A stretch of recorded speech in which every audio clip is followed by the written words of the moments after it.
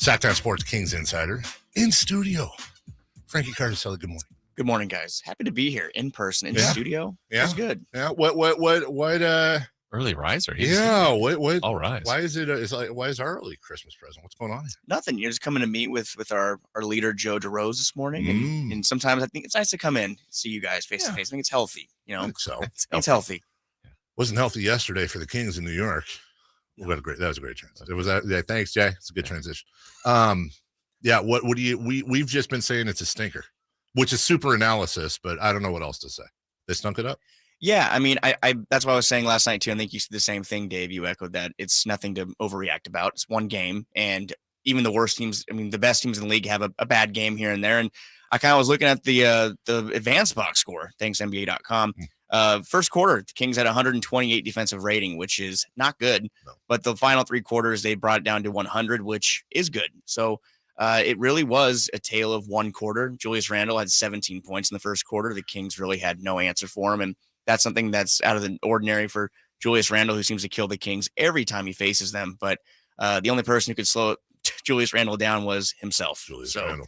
And early exit for him. But yeah, to me, it was one bad quarter. The Kings offense was uncharacteristically bad, and they were due for a bad performance. They have had one of the best offenses in the league. So I'm not going to sit here after one game and overreact. But yeah, it doesn't feel good to see a loss like that. Yeah, when you lose a game, obviously one of the times is when you go, that's when they could have used De'Aaron Fox, and it felt like they could. But Frankie, the two games that they played without him, obviously a brilliant win against the Cavs, but the one yesterday stuck out to me more. It just felt like there was no pace at all by the team. How do they get that going if De'Aaron, misses any more games? Yeah, I mean, that's why he's so important, too, the way that he pushes the pace. And the Kings are one of the top teams in the league in pace for that very reason. It's what De'Aaron Fox brings to the table. But to me, it kind of starts and ends with Davion Mitchell. And I think that he needs to kind of have an uptick in aggressiveness. He's only taken 5 shot attempts per game, and he has the ability to push the pace, too. He's no slouch on that end. He has some quickness. We've seen him get aggressive and get downhill and go at the rim. He just has seemed kind of passive to me over the past couple of games. And of course, in Cleveland, he did have 6 assists. He's trying to be a distributor, but I think the Kings need him to kind of push the pace and be more aggressive on that end. But no De'Aaron Fox is definitely going to hurt. He's someone who is very important to this team. I think that that goes without being said. It's De'Aaron Fox. The Kings need their star point guard. They need him to be on the floor for this team to be fully operational. But Davion Mitchell, we've seen him. The numbers are there. I think he averages 17 and 7 over his career as a starter. It's just not there right now. He has the speed to get it done, but right now we're not seeing it. I thought hold on. Somebody said the Kings were actually better without De'Aaron Fox after Cleveland. Is that wrong? Somebody said that? I read that. Yeah. I read that they were better without De'Aaron Fox because they beat Cleveland. Well, then it must be true. Oh, okay. Must be true. Yeah. Davion Mitchell, and you bring up a great point, and I like him. I like his game a ton. I like what he brings on both sides of the floor. And he was 3 of 5. And yeah, that's right on the mark for the 5 attempts, but also quick math, 70%.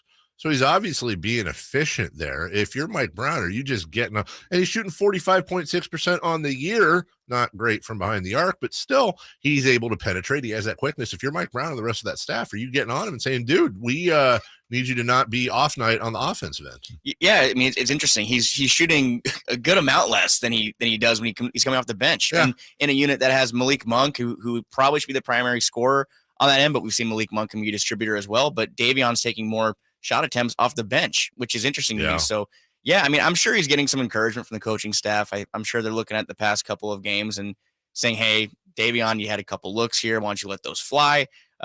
You have the quickness to beat players off the dribble.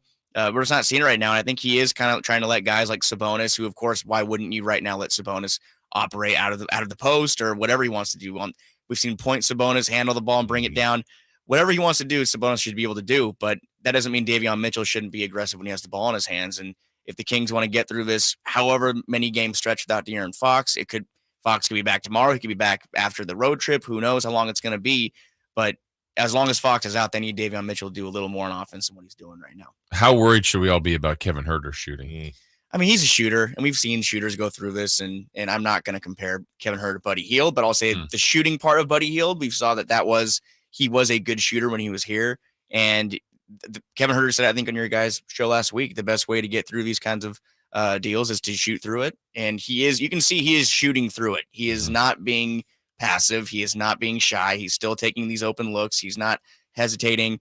And I think he's going to break through at some point, and he's finding ways to score. It's not efficient. I mean, I think he took 17 shots or 18 shots last night and had 17 points. But he's a good shooter, and he's not. This is not the Kevin Huerter that we're going to see for the rest of the season.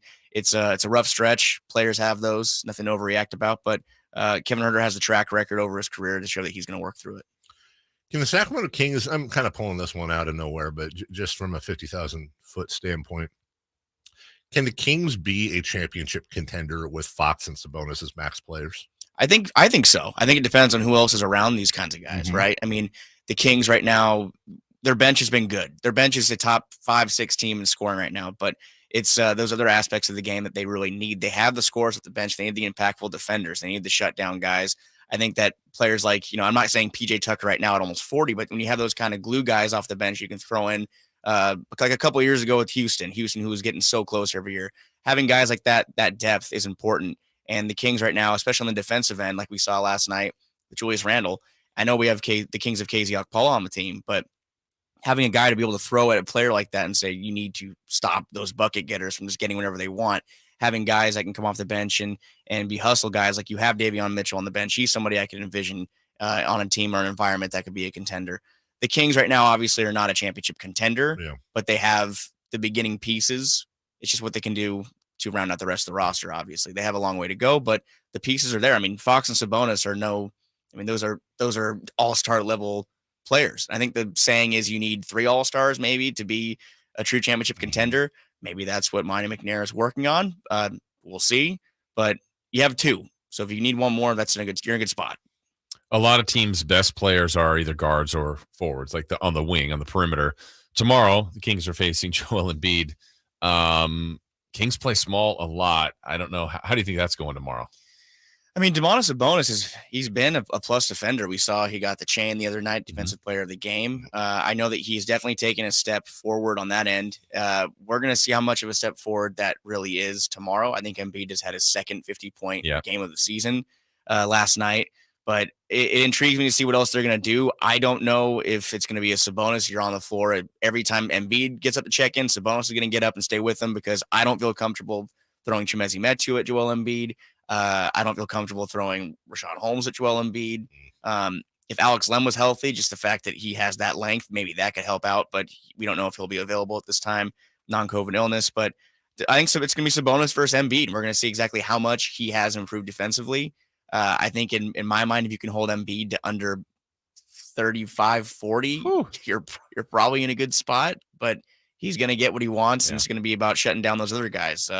It's going to be about containing Tobias Harris, containing the perimeter, just not letting what happened in the first quarter against the Knicks happen again, because as you saw, the Kings brought it together over those final 3 quarters. But tomorrow against the dangerous guy like Embiid, it's going to take a lot of that.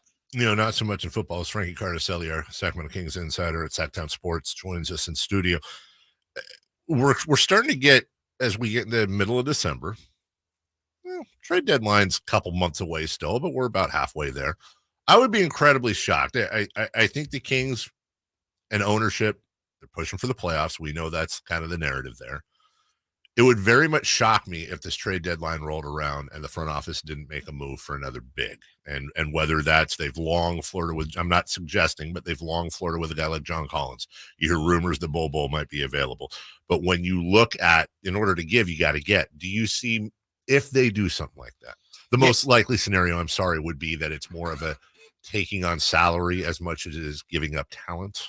Yeah, I mean, I think they're going to try, and it's going to be kind of a tough spot because you have Rashawn Holmes as far as salary and Harrison Barnes, who's expiring, but Harrison Barnes is a very, very, very well-liked player in the locker room, somebody who's a leader on this team. So it's going to be a question of where are the Kings when it comes to trade time? Are they stagnant? Are they floating around 500? Have they fallen off significantly compared to where they are right now? They're a top 5 team in the West. That might mean it's time to make those moves where you kind of roll the dice and say, okay, Harrison Barnes haven't reached a contract extension. We don't know if that's a possibility. Maybe it's time to move on. Rashawn Holmes not getting any bites. Maybe you have to attach a player that would hurt to give up, like Davion Mitchell. I'm not sure, but it'll take a lot to get a lot, I think. Yeah. And the Kings have some tricky pick stipulations with the Kevin Huerter trade, but they're definitely going to try, because is this team good enough to make the playoffs? I think so. but it's about going beyond. I think they need a little more to get that done. You can read him at Sactown Sports. You can see videos and all kinds of insider content from practice, from the games, and kind enough to join us in studio. Yes. I'll do it more often. Yeah, I'll be in more often. You're always welcome. Our good friend Frankie Cartoscelli. What is? By the way, throw out your Twitter handle. It's tough, guys. It's FCARTOSCELLI3. It's an Italian last name. 3 because there's 2 others. Blame my family. Wow. I do have 2 siblings. Okay. Yeah. We might have to do something about that Twitter handle. Talk to Elon. See what he can do. I'll give him a call. Yeah, give him a call. All right, we'll take a break. When we come back, let's switch from